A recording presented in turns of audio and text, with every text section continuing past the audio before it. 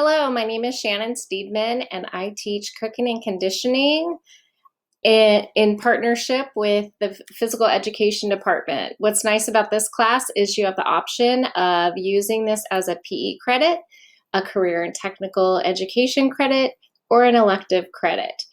Students will earn their Washington State Food Workers card in this class.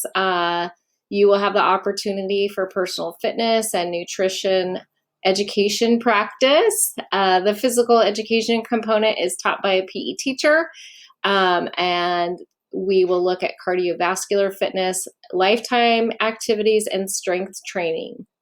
The physical education component of this class is also, it's complemented by learning about healthy cooking, time management, stress management, and looking at self-esteem.